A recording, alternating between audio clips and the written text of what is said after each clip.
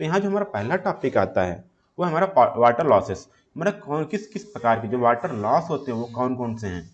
जी हाँ साथियों, water loss बहुत इंपॉर्टेंट होता है। वाटर लॉस को क्योंकि तभी हम वाटर कंजर्व करने में वाटर लॉस हमको समझना पड़ता है क्या है वाटर लॉस। तो अगर हम इसकी बात करें साथियों, तो वाटर लॉस में हम पहले यहाँ पे देखते हैं, इसके पहले एक चीज़ समझते हैं जिसको हम बोलते हैं वाटर साइकिल। हमें पता है आप वाटर साइकिल को बहुत अच्छी तरीके से और कई क्लासों में और यहाँ से इंटर हाई स्कूल हर जगह समझते हैं, बिल्कुल वही वाटर साइकिल है। थोड़ा सा इसको अगर कवर कर लेंगे तो थोड़ा हमको समझने में आसानी होगी।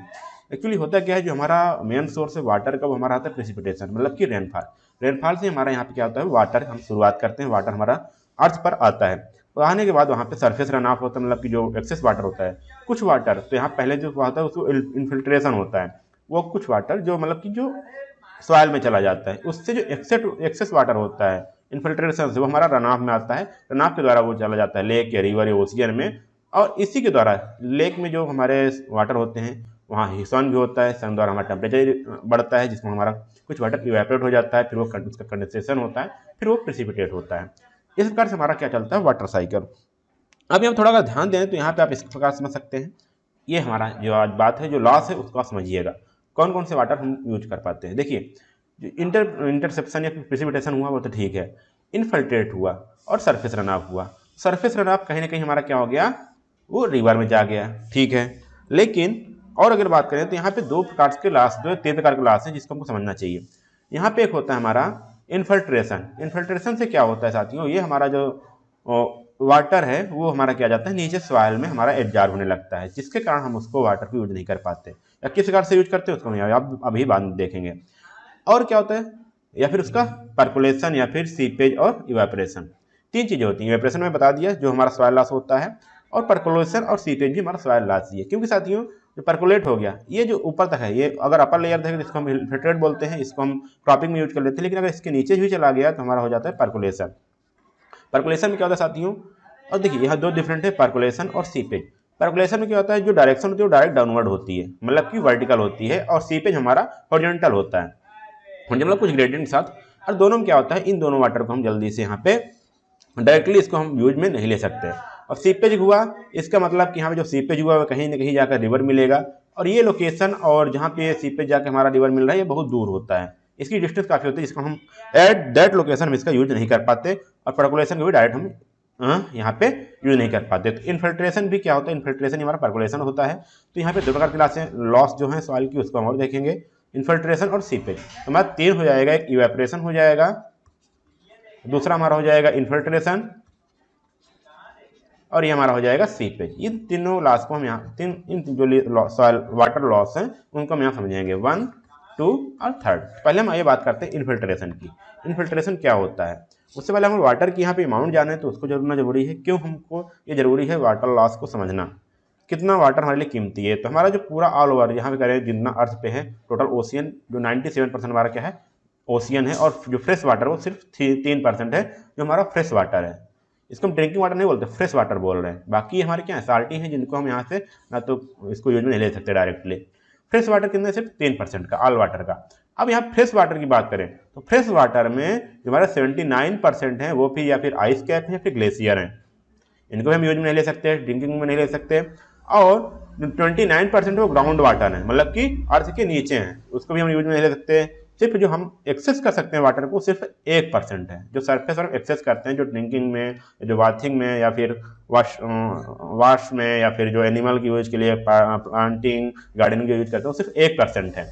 अब 1% की बात करें तो 1% में अगर और फर्दर डिवाइड करें तो ये देखिए जो एक्सेसिबल वाटर जो 1% है, 1% का भी 52% जो वो लेक में है, ध्यान दीजिएगा।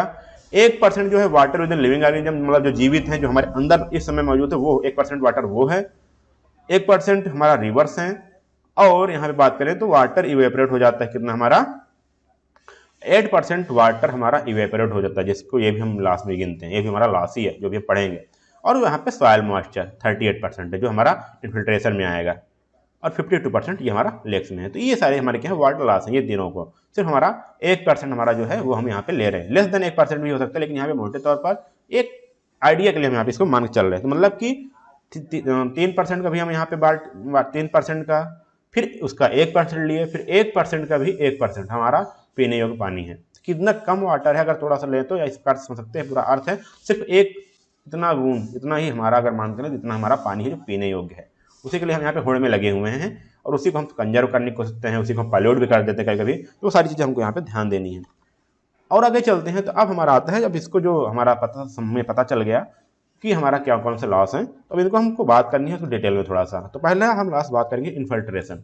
जैसे मैंने बताया कि इन्फिल्ट्रेशन क्या है, जो हमारा डायरेक्टली डाउनवर्ड चला गया वाटर, जो हमारा वाटर टेबल में चला गया या फिर कहें वाटर में, या सॉरी जो अंडर ग्राउंड वाटर में चला गया, ग्राउंड सॉइल में, उसमें हमको बोलेंगे इन्फिल्ट्रेशन हो गया, वो सॉइल का हो गया इन्फिल्ट्रेट हो गया।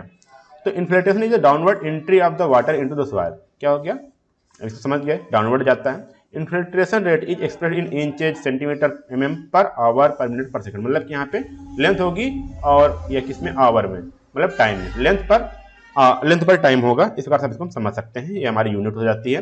Rain water must first enter the soil for it to be of value. Water moves more quickly through the, सबसे पहले हमारा क्या होता है, वाटर सॉइल में इंटर करता है, फिर उसके बाद जो एक्सेस वाटर हमारा रन ऑफ होता है उसकी बात अलग होती है। Water moves more quickly through the large pores of a sandy soil compared to slower movement through a clay soil. जैसे हमको पहले ही पता है, हम कई बार पढ़ चुके हैं कि सॉइल जो सैंडी सॉइल होता है हमारा, उसमें पोर्स ज़्यादा होते हैं और वो ज़्यादा परमिएबल होती है, तो उसमें हमारा जो वाटर है वो जल्दी इंटर करेगा as compare to clay soil जो इम्परमिएबल होती है। इम्परमिएबल मतलब साथ जिसमें पोर्स कम है या फिर पोर्स नहीं है। Infiltration is a indicator of the soil ability to allow the water movement into the through the soil profile. मतलब साथ यहाँ पे क्या है, ये हमारे सॉइल प्रोफाइल है। तो इन्फिल्ट्रेशन एक इंडिकेटर है कि हमारा कितना वाटर, कितने अमाउंट ऑफ वाटर अंदर ग्राउंड में हमारा मूवमेंट करेगा, अलाउ वाटर हमारा सॉइल जो हमारा है, कितना वाटर हमारा सॉइल में जाएगा या फिर सॉइल कितना वाटर का मूवमेंट अलाउ करेगा अंडर द ग्राउंड। तो हमारा इन्फिल्ट्रेशन हमारा ये इंडिकेट करता है। और यहाँ पे बात करें तो soil temporary stores water making it available for root uptakes plant growth habitat for soil organism. अभी हम साथ इन्फिल्ट्रेशन की बात करें, हम पर्कुलेशन नहीं बात करें, तो ये जो यहाँ पे इन्फ्लेट हुआ सॉइल टॉप लेयर तक जो होता है वो हमारे यूज हो जाता है प्लांट ग्रोथ में, या फिर जो सॉइल ऑर्गेनिज्म है, या फिर कहीं इस तरह से हमको यूज में ले लेते हैं, प्लांटिंग में, क्रॉपिंग में, अदर यूजेज में। अब इसके नीचे जो चले जाते हैं उसको हम इन्फिल्ट्रेशन, उसको हम पर्कुलेशन बोलते हैं, जो डाउनवर्ड चला जाता है। तो एक लॉस ये भी है क्योंकि हम इसको डायरेक्टली यूज में नहीं ले पाते या बहुत कम मात्रा में ले पाते, तो इसको हम यहाँ पे क्या बोलते हैं, इन्फिल्ट्रेशन बोलते हैं। यहाँ देख सकते हैं less infiltration in the non porous soil rock. अगर सॉइल है ना या नॉन, जैसे हम इसको बोल सकते हैं क्ले है, तो यहाँ पे बहुत कम इन्फिल्ट्रेशन होगा, या नॉन पोरस सॉइल है या फिर रॉक है तो। और यदि पोरस सॉइल है और पोरस सॉइल एंड रॉक है तो वहाँ पे ज़्यादा इन्फिल्ट्रेशन होगा। तो ये आप इसको समझिएगा। अब यहाँ पे कौन कौन से फैक्टर अफेक्ट करते हैं वो ध्यान दीजिएगा। सॉइल का टेक्सचर कैसा है और स्ट्रक्चर कैसा है, जैसे मैंने बताया पोरोसिटी की, contents of the soil at surface, जो सॉइल, अब यहाँ पे देखिए सॉइल टेक्सचर एंड स्ट्रक्चर दोनों यहाँ पे क्या करेगा, अफेक्ट करेगा। और सॉइल सरफेस का जो कंडीशन है वो कैसा है। अब मान लीजिए अंदर तो जो सॉइल है लेयर है, यहाँ पे परमिएबल सॉइल है, लेकिन जो ऊपर यहाँ पे जो लेयर है वही इम्परमिएबल है, तो वही हमारा इम्परमिएबल है, तो उससे हमारा इन्फिल्ट्रेशन नहीं होगा, तो इससे हमारा लॉस रुक सकता है। लेकिन अगर ऊपर हमारा यहाँ पे जो अपर सरफेस है वही हमारा परमिएबल है तो ज़्यादा से ज़्यादा हमारा इन्फिल्ट्रेशन लॉस होगा। सॉइल मॉइस्चर कंटेंट, हमारा जो सॉइल है उसमें कितना मॉइस्चर कंटेंट है वो भी हमारा डिपेंड करता है। तो सॉइल पहले से ही मॉइस्चर है तो वो कम इन्फिल्ट्रेट होगा, यदि ड्राई है तो जल्दी से एब्जॉर्ब करेगा वाटर को। सॉइल का टेम्परेचर कितना है वो भी हमारा पता चलेगा, उससे भी हमारा इफेक्ट करेगा। और हम जो सॉइल सरफेस और ह्यूमन एक्टिविटीज है वो किस प्रकार से हैं वो हमारा इन्फिल्ट्रेट करेगा, वो भी हमारा फैक्टर अफेक्ट करेगा इन्फिल्ट्रेशन में। तो कुछ पॉइंट्स है जिनको आप अगर याद रहेगा तो आप एग्जाम में आसानी से लिख पाएंगे ज़्यादा से ज़्यादा। और आगे बात कर साथियों तो बात है हमारा इवेपोरेशन लॉसेस। इवेपोरेट, आपको पहले पता है इवेपोरेट मतलब जो वाष्प बनती है, इसमें हम बात की है। Evaporation is the process of conversion of water from liquid state to gaseous state and its transfer into the atmosphere in this form. Evaporation क्या साथियों, ये हमारा लिक्विड स्टेट से गैसियस स्टेट का एक कन्वर्जन है, प्रोसेस है। और यहाँ पे जो होता है वाटर क्या करता है, और ये क्या होता है डायरेक्ट, और जो गैसियस स्टेट है वो डायरेक्ट एटमॉस्फेयर में ट्रांसफर हो जाती है। It is natural and continuous process, ये नेचुरल है और कंटिन्यूस है of the falling of incident raise of solar radiation on the water bodies. It is surface phenomena, surface phenomena है। और यहाँ कई सारे फैक्टर फिट करते हैं, जैसे कि यहाँ बोला गया कि जो सोलर रेडिएशन है वो हमारे डायरेक्ट यहाँ पे जो वाटर पे क्या होती है, फॉल करती है, इंसिडेंट होता है, जिसमें हमारा वाटर टेम्परेचर, वाटर बॉडीज का टेम्परेचर बढ़ जाता है, वो वाटर इवेपोरेट होने लगता है। Rate of evaporation depend upon the climatic factor, कुछ यहाँ पर डिपेंड करते हैं, जैसे हमारा टेम्परेचर पे डिपेंड करता है, विंड वेलोसिटी कितनी है उस पर भी डिपेंड करता है, relative humidity of the air कितना है, अगर ह्यूमिडिटी कम रहेगी तो वो एयर भी हमारा वाटर को एब्जॉर्ब करेगी, इवेपोरेशन है उसको भी वो अपने साथ लेगी ह्यूमिडिटी बढ़ाने के लिए। Nature and size of water body, जो वाटर बॉडी जो हमारा रिवर है, लेक है, उसका एरिया कितना भी मैं आगे बात करूँगा, उसको भी डिपेंड करती है। यहाँ बोला गया कि in summer season the loss में be go up to the 8% of the total water diverted into main canal. जो हमारा जितना हमारा मेन कैनाल में वाटर डाइवर्ट किया गया है, जितना हमारा फ्लो हो रहा है, उसका 8% तक हमारा यहाँ पे समर सीजन में लॉस हो जाता है, वाटर इवेपरेट हो जाता है। अब यहाँ पे इसको देख सकते हैं, यहाँ पे हाई टेम्परेचर के कारण हमारा कि हाई इवेपरेशन हो रहा है, क्योंकि सन है समर सीजन में, यहाँ पे रेडिएशन आएंगी और यहाँ पे विंड आएगा, तो जो इसके जो अर्ली वेव के साथ हमारा क्या होगा, वहाँ पे सरफेस एरिया बढ़ेगा, जो यहाँ पे कुछ यहाँ पे फ्लो वेव बनेंगे, तो सरफेस एरिया बढ़ेगा तो टेम्परेचर ज़्यादा इफेक्ट करेगा और ज़्यादा यहाँ पे इवेपरेट होगा। इस बात से इसको समझ सकते हैं। यहाँ बोला गया it depends on the water spread area of the canal is a function of side slope of the canal and depth of flow. मतलब कि यहाँ पे इस प्रकार से आप समझ सकते हैं, ये है हमारा कुछ है। तो साइड स्लोप कितना है, क्योंकि कुछ यहाँ पे ऑब्जर्व होगा, यहाँ के टेम्परेचर अगर ज़्यादा रहेगा तो यहाँ से भी इवेपरेट होगा, इधर से इवेपरेट होगा, जितना हमारा यहाँ पे एरिया है यहाँ से तो ऊपर अपर सरफेस से तो वाटर इवेपरेट होगा ही होगा। It is the side slope of the canal factor. अब यहाँ फ्लैट है, जैसे मान लीजिए इस कम है तो इसका एरिया क्या होगा, कम होगा। लेकिन अगर हम ये रेक्टेंगल है तो इसका एरिया क्या होगा, कम होगा। लेकिन अगर वहीं पे हमारा कुछ है तो इसका एरिया क्या हो जाएगा, बढ़ जाएगा, कुछ इस प्रकार से बढ़ जाएगा। तो एरिया जब बढ़ेगा तो हमारा जो अपर सरफेस एरिया है वो बढ़ जाएगा, जिस पर हमारा इवेपरेशन लॉस ज़्यादा होगा। For the given side slope, अगर हमारा एक फिक्स साइड स्लोप है तो उसमें कहाँ डिपेंड करेगा, तो जो upon the depth of water in the canal. If depth of water is canal is more, losses will be less. ये तुम्हारा डेप्थ ज़्यादा होगा, और अपर जो यहाँ पे ये कम, अगर ये डेप्थ ज़्यादा है तो हमारा लॉस कम होगा। ध्यान दीजिएगा, ऊपर मेनली डिपेंड करता है कि अपर सरफेस कितना है, जो हमारा एटमॉस्फेरिक कंटेंट में, अगर वो कम होगा तो वाटर इवेपरेशन लॉस कम होगा, अगर ज़्यादा होगा तो इवेपरेशन लॉस भी कम होगा। इसलिए अगर एक डिस्चार्ज कंटिन्यू डिस्चार्ज हमको चाहिए, उसकी डेप्थ हम बढ़ा दे रहे हैं तो अपर सरफेस एरिया क्या हो जाएगा, कम हो जाएगा। इस कारण जो एटमॉस्फेयर में जो सरफेस कॉन्टेक्ट में है वो कम रहेगा, इसमें हमारा जो है लॉस कम हो जाएगा। ये हो गया इवेपरेशन लॉस। अब यहाँ पे आगे बात आता है सीपेज लॉस भी एक होता है। सीपेज में क्या होता है साथियों, यहाँ पे जो वाटर है वो हॉरिजॉन्टली लगभग ग्रेडियंट में मूव करता है, हॉरिजॉन्टली में, और इन्फिल्ट्रेशन हमारा डाउनवर्ड मूव करता था। अब यहाँ पे क्या है, इसको समझिएगा। अधिकतर ये कैनाल हमको देखने को मिलता है, अधिकतर हमारा जो सीपेज लॉस होता है वो कैनाल में, रिवर में, जो हमारी वाटर बॉडीज है उसमें हमको देखने को मिलेगा। जैसे यहाँ देखिएगा, it is necessary to prevent sewage loss to save costly irrigation water.